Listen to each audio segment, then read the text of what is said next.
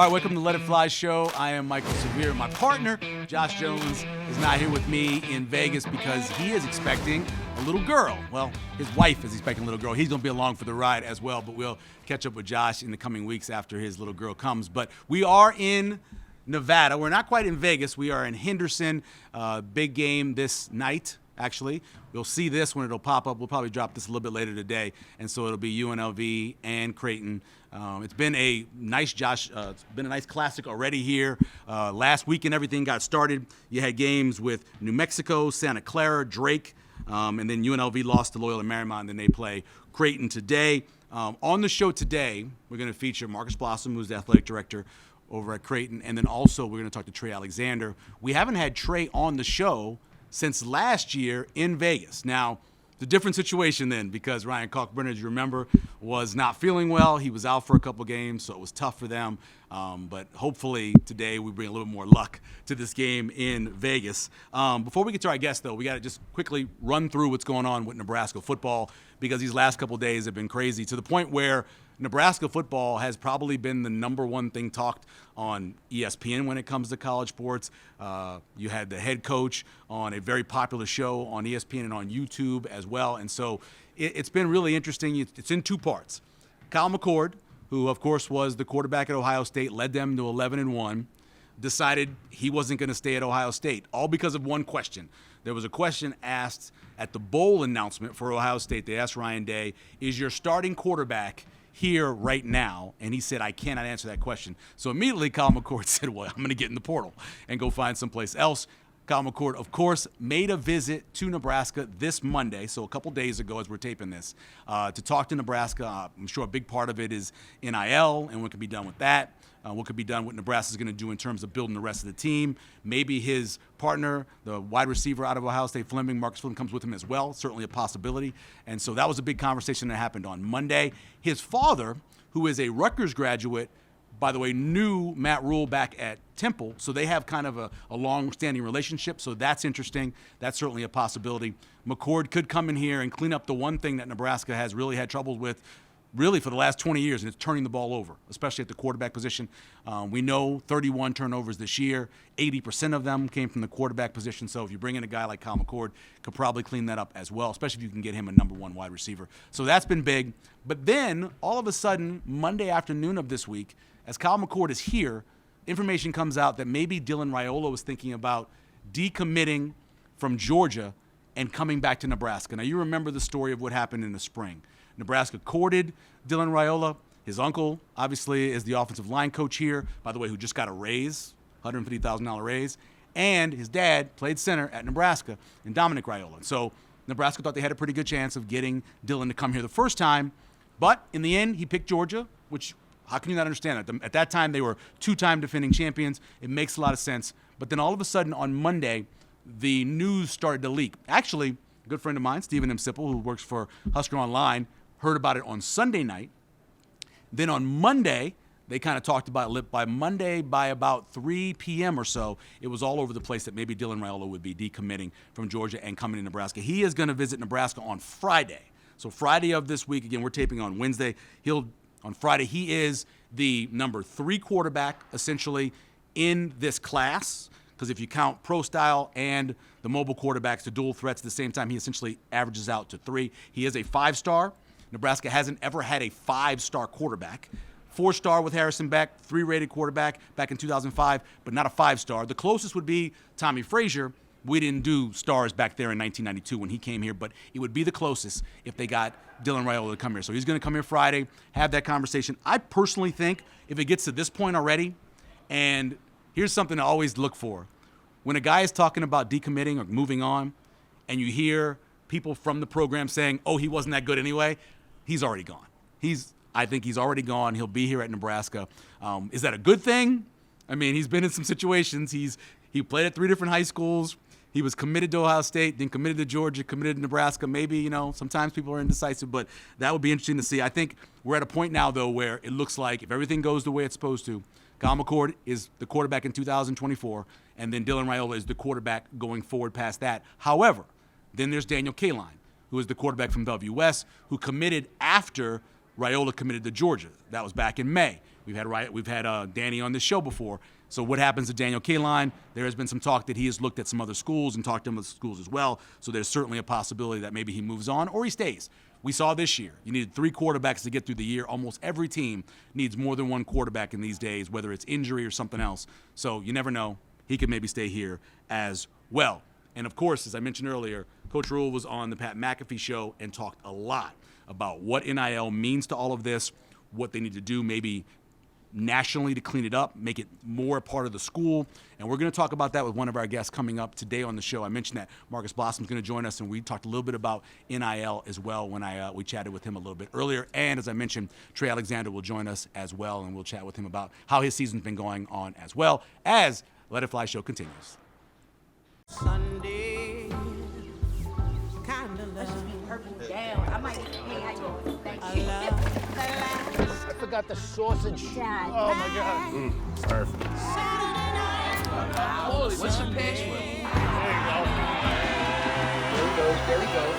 He got it. He got it. I want a Sunday, kind of love.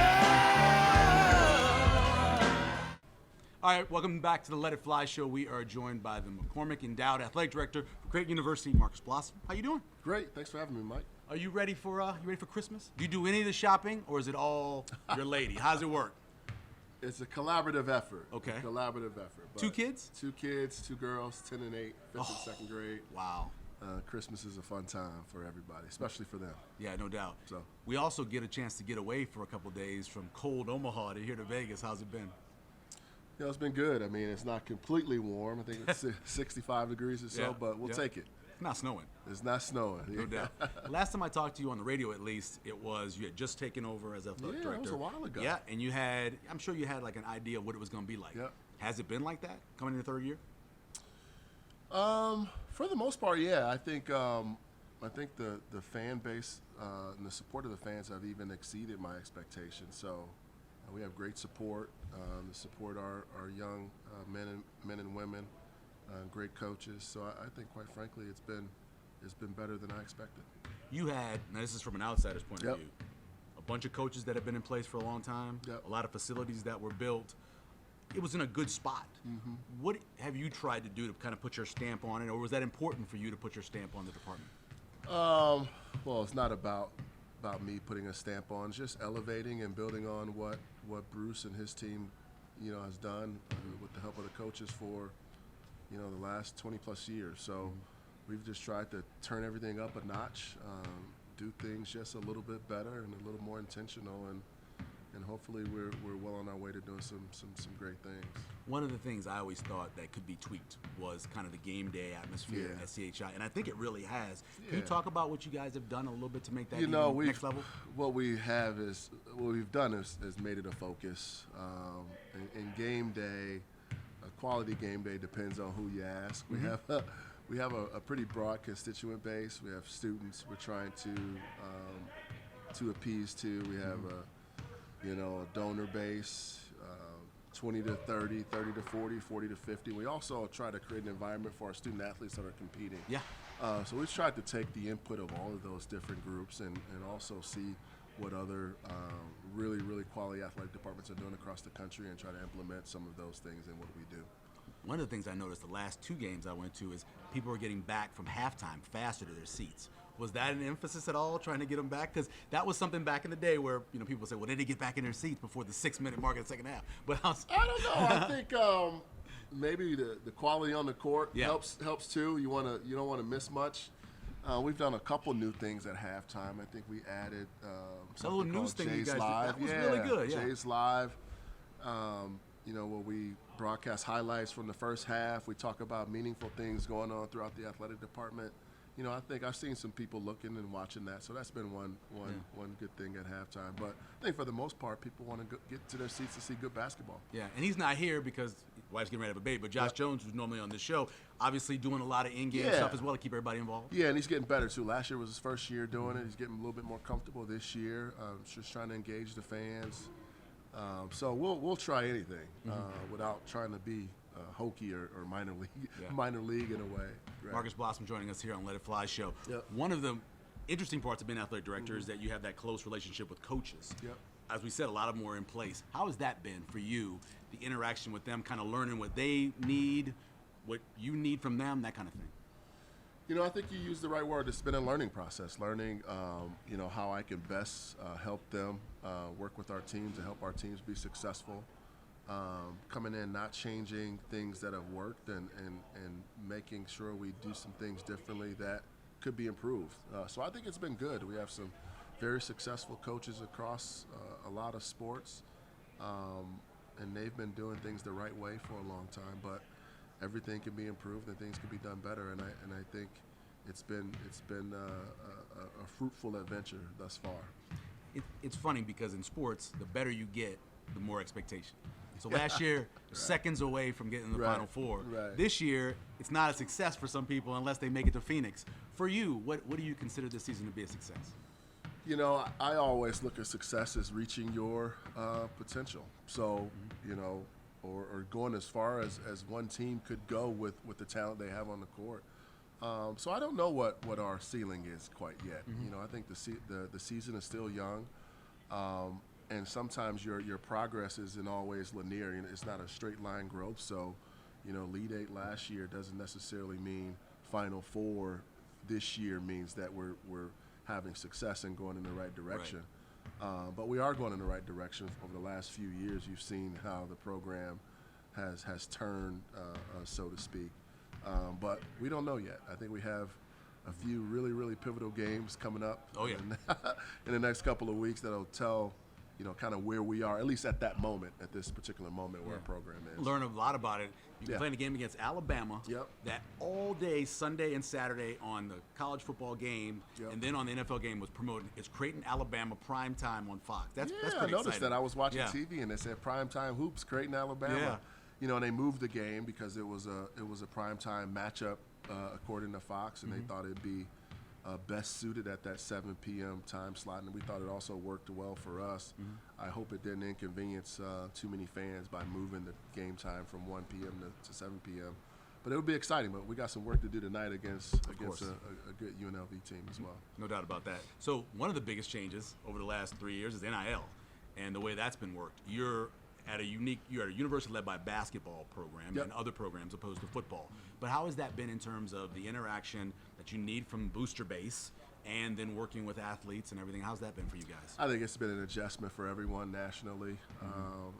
First and foremost, I think the student athletes deserve what they're getting, and this has been a long time coming for them.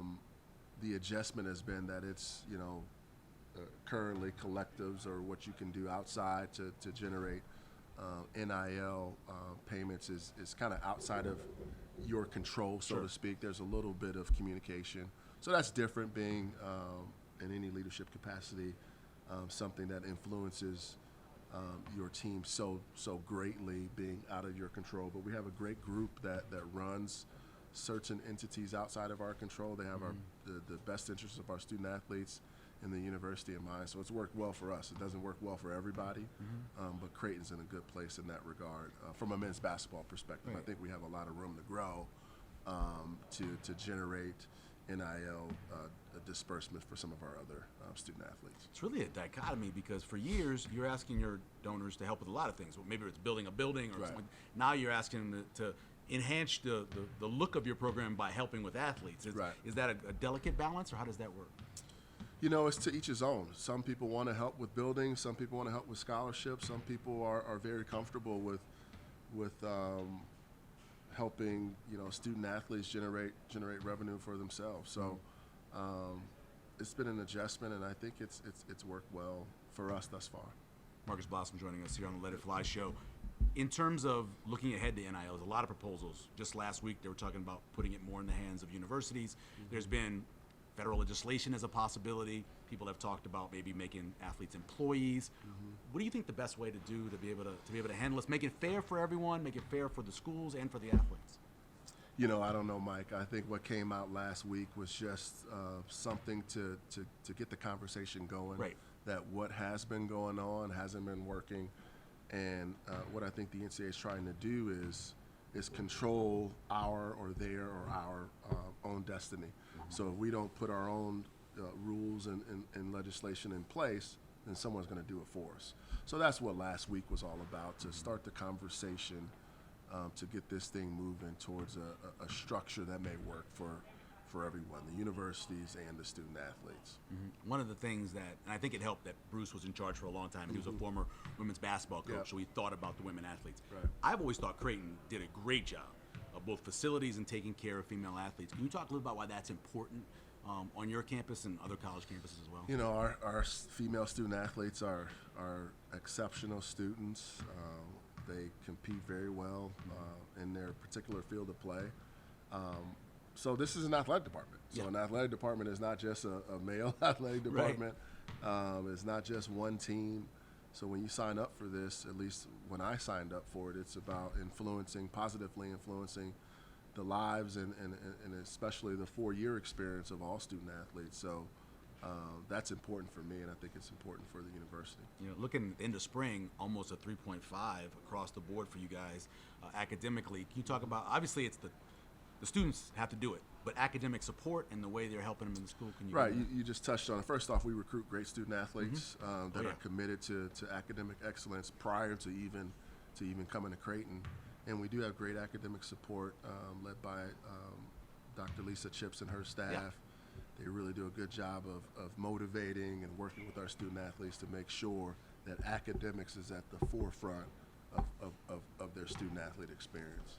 One of the other things is you are in a community, obviously, pretty close to North Omaha. Yep. Is there anything you guys are thinking about doing where you can kind of work with the North Omaha community, so because you're in there, you're already involved in it, to be even more involved in it? You know, well, that's one thing I don't think we've done particularly well during my time here is get out in the community and serve both North, South, West Omaha, all of those different areas. So we're trying to come up with some staffing and some resources to make sure we have the ability to effectively engage those communities. Yeah, because you're right there, right? Right there. And obviously you would love for students to end up at the university, but just to and a lot of our teams do it on their own. Yeah. Our coaching staffs are great at setting aside time for community service and community engagement. So a lot of our interaction, I bring up engagement, shouldn't just be about service and cleaning up the community. It's just about engaging those respective communities and opening up Creighton University to them.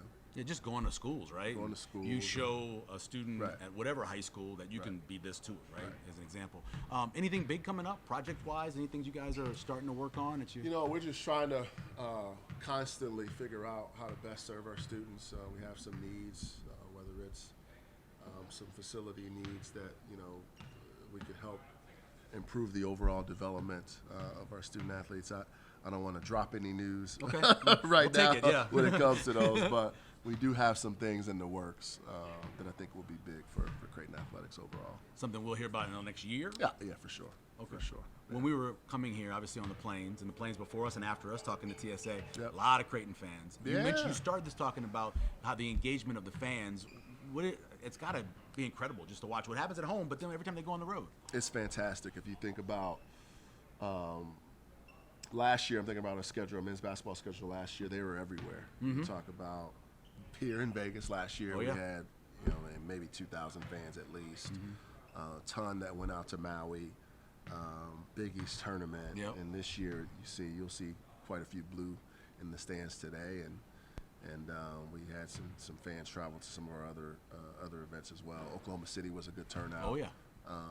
Our fans are incredible. Yeah, all those were Trey's family, though. right. A lot of them in there.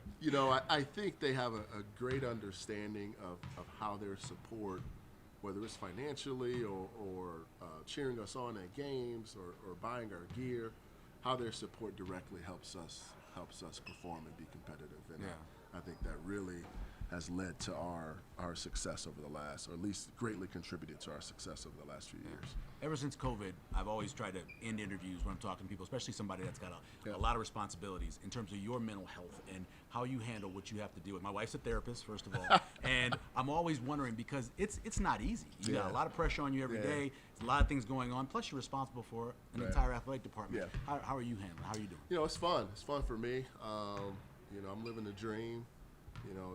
Just just work as hard as possible, work on behalf of the student athletes and the coaches. Spend some time with family. Yeah, you I know, hope so, yeah. family helps. You know, after some of the long, rough days, go home to a great family to help you get through some of those moments. But they're very few and far between because I'm at a great place with great support and great leadership, led by Father Hendrickson. So things have been great thus far. What about hobby-wise? Do anything outside of working? Not Golf? much. You know, going to my kids' events. Oh yeah, that takes up a lot of time. That's yeah. a full hobby. Yeah. You know, if you see me golf, you'll quickly understand that I don't understand. spend much time out there. Right. Because I'm not very good, but I like to work out. You know. Yeah. You know, read a few books. You know, things like that. You still hoop? You know, I started to try to hoop in some old men's leagues around town. So yeah, I wouldn't call it hooping anymore. Just running up and down the court. Yeah. All I tell you is be careful out there. Right. I got a fake knee. I'll tell you. Right. You don't need Right. that. You don't need any of that. Right. Marcus, we appreciate it, man. Appreciate you too. Thanks for taking the time. Thanks Thank you for very having me. much. Yeah. Welcome back to Let It Fly Show. We are in Henderson, Nevada, no longer in the arena, but now at the resort where the Creighton Blue Jays are staying, of course, joined by Creighton guard Trey Alexander. How you doing, man? I'm doing good. Do you guys get a chance to have any fun while you're on a trip like this in Vegas? Not really. I mean, most things we'll get to do is look at the scenery from the hotel, but 10 times out of 10 we're going to be in a really nice hotel, so it's always good to just walk around in the hotel, you know, look at the casino and things like that, so it's great. Yeah, no doubt about that. Let's talk a little about last time we talked to you was in Vegas last year. Yeah. And it was tough because, you know, Ryan Carberkin was out and you guys lost those games. What did you learn during that stretch that helped you guys the way you ended up finishing the season? I think the maturity aspect is what really helped. I think that a lot of us kind of grew up that kind of stretch that we had. So, I mean, it was very big for us throughout the course of the season. We just started to take shoot-arounds more serious, practices more serious, making sure we were very intentional with what we were doing. So that stretch really helped us a lot. No matter what you do in life, I've learned this talking to athletes, you always remember some of the worst stuff that happened to you. Yeah. How long did it take you to get over the San Diego State game, the end of that game, and the way it ended up? I wouldn't say I'm still over it. Yeah. I wouldn't say I'm over it at all. So, yeah, I mean, I think about it all the time, especially like throughout the course of the season, just using it as motivation as much as I can. So, Do you guys talk about it like that, about it being motivation? we really don't speak about it. I'm pretty sure Mac isn't over it yet either. Yeah. So, I mean, we really don't speak about it much in practice at all. So, I mean, I think all of us have the same idea in mind, is to use it for fuel. So, Yeah. Speaking of fuel, you guys, almost over a week ago now, took care of Nebraska, yeah. getting revenge from the year before. How much was that about getting back at what happened the year before in your place? That's all it was about. That's all you had to, you know, if you know Nebraska, you know that we're their game. We're the game of the century for them. So, I mean, it was just big for us to be able to, you know, kind of shut that down pretty quick in the season and pretty early and do it in the fashion that we did. So it was big. It was a great win, and I think it was one of the more statement wins that we had this season. Yeah. What do you think about that rivalry now that you've been in it for a few years? I think it's crazy. I think that it's just two teams that want to win a big game. That's a big rivalry. It almost reminds me of OU OSU. Yeah. In terms of that, but it's just a great rivalry, and it's great to be a part of it. Do you know the last time Creighton beat Nebraska that badly by that big of a point margin? I think when I was on Twitter, it was like 1940 something or something like that. 1938. Yeah, something crazy like that. That's Yeah. got to be a little bit of That pride. is crazy. Yeah, for sure. That's big. That's big. Trey Alexander joining us here on Let It Fly Show. You guys get the Colorado State game, and obviously you don't play up to the level where you want. How much was that Colorado State and the way they played? How much was it on you guys? I think it was a lot more on us than it was them. I think that in the first half we played really good defense, holding one of the highest scoring teams in the country to only 27 points and a half is big. But obviously we couldn't make anything on the other end of the court. So I think it was more of us just beating ourselves up and kind of letting us missing shots really affect the way that we went about the second half. And I think that's why they were able to run away with it in the second half. I think people are surprised if they go into like Ken Palm and look at the adjusted defensive rating where you guys are. Can you talk about how important it is for you guys to play good defense? I think it's very important. I think that's what's going to get us over the hump. I think that defense is something that we take very much pride in, and that's the thing that was able to get us to the point that we were last year. We were playing defense at a high level in March, and we were able to, you know, stop a good Baylor team, a great Princeton team that ran great offense, and just being able to, you know, lock in on the things that we need to lock in on the defensive end. It's very important. How much is defense scheme? How much is defense intensity?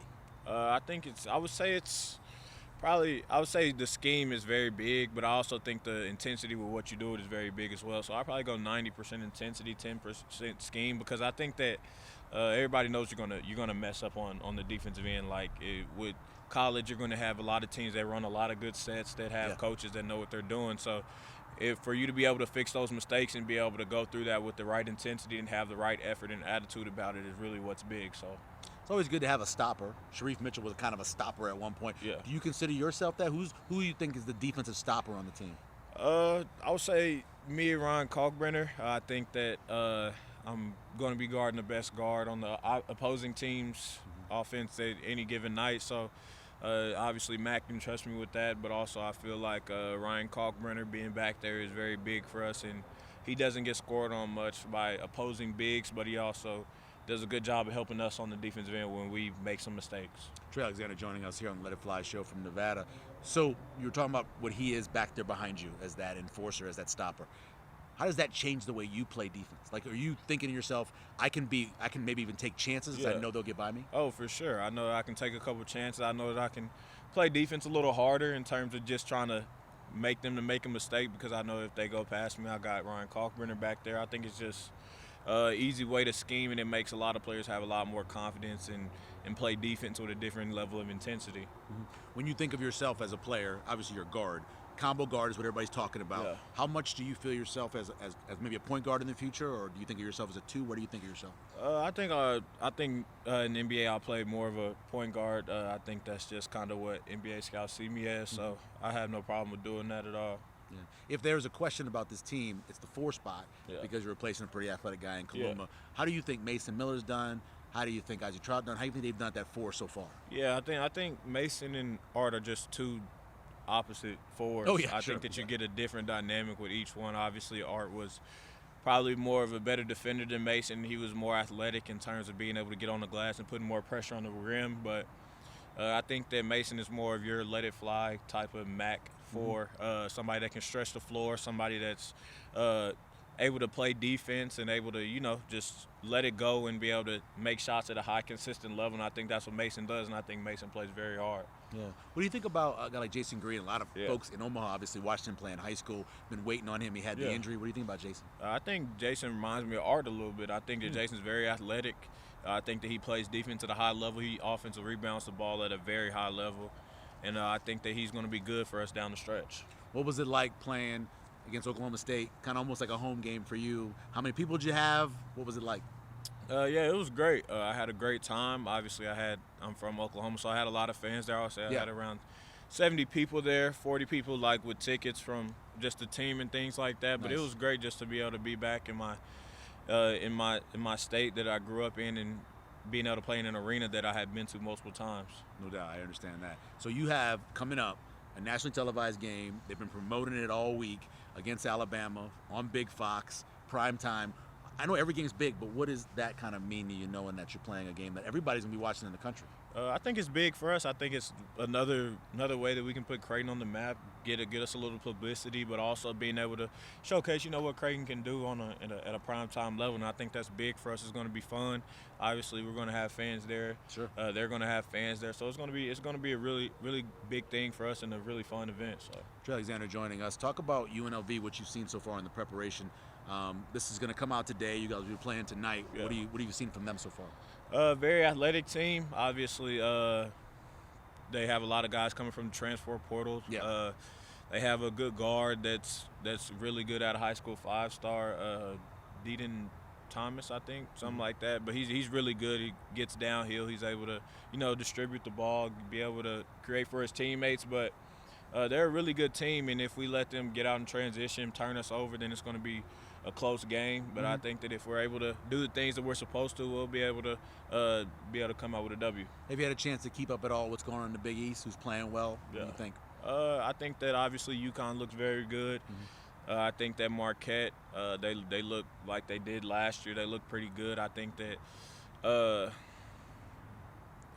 it's just going to be an up and down race between the top 4 teams. It's deep too. Yeah, even the guys towards the bottom. Yeah, I would have to say that we probably have 5 to 4 tournament teams in there, and I think that the Big East is going to be probably the best conference this year. probably us or the Big 12. So, I mean, the Big East is just at an all-time high right now, and I'm happy that I'm able to play in this conference and also being able to be a part of it.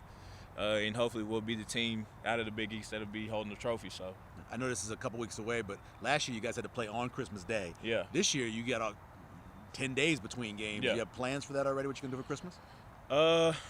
Chill with my family a little bit. Yeah. Probably shoot some hoops a little bit. So just trying to enjoy the holidays. Because last year, like you said, we didn't get to spend time with our family for the most part. Was that tough playing on that day? It was fun because I had a career game. But Yeah, that's true. Yeah, right. outside of that, I mean, I wasn't really with my family, and that's kind of something that I was able to do like throughout my whole life. So it was different for sure. But I think it's always been fun. If I had to replace anything with being with my family on Christmas Day, it would be playing basketball. So No doubt. How do you do? Do you set goals at the beginning of the season, saying to yourself, team goals, individual goals? Did you do that coming in this year? Yeah, I do that every year. I think that that's something big. I think that that's something that every person that has dreams to play at a high level should do. Mm-hmm. I think that it gives you something to work for. I think that it gives you a little bit of motivation. So I definitely do those things at the beginning of the season. I asked this to your athletic director earlier in this podcast. I said to him, is it not a success if you don't get to Phoenix? Because you obviously got a couple seconds away from the Final Four. How do you think of this season? Does it have to end that way for it to be a success for you? For me, I'll have to say, yeah. I think that that's one of the bigger goals I set in terms of team goals for myself, and I think that that's something with the caliber of team that we have. I think it would be a failure if we didn't make it that far, for sure. How much, and everybody's happy you came back, and I know I asked you before this, and you're happy you came back. How much did NIL affect that? How much did the changes of the way we're handling college athletes now opposed to, when I was coming up and you got nothing, but how much did that change or infect your decision? It really didn't affect my decision as much as people think. I think that whether I went into the draft or not, I think that I was really going to miss playing at Creighton. I think that I needed it, like I was telling you before this, I think that I needed another year just to get my body together, be able to just really showcase what I could do with a different look with a different team. So, I mean, just for me to come back, I think it's very big, and I'm glad to be back where I am. So, when you wear 23, you are identifying yourself as somebody who, like Michael Jordan, and you think of you as being the best player on the team. At the same time, the defense goes, that's 23, we got to get him. Has that, do you notice that, like that they kind of target you? I mean, they know who you are, obviously, but even when you were younger, because you're wearing 23? Yeah, I mean, I've always that's been my favorite player ever, Michael Jordan. That's just something that I've always wanted to do, is wear number 23. I wanted to be the next great NBA player since I was young, to wear number 23. I just think it's really cool, the amount of things that come with wearing the number 23. Yeah. I think that it's really cool. So I love the number that I got, and I plan to rock with it for the rest of my life. So. There you go. In terms of hobbies, other than, I know you guys are busy. You're an athlete, you're a student, lots to do, but anything you do outside to have some fun? I mean, I play video games. What's your game? I play a couple different games. I play Call of Duty.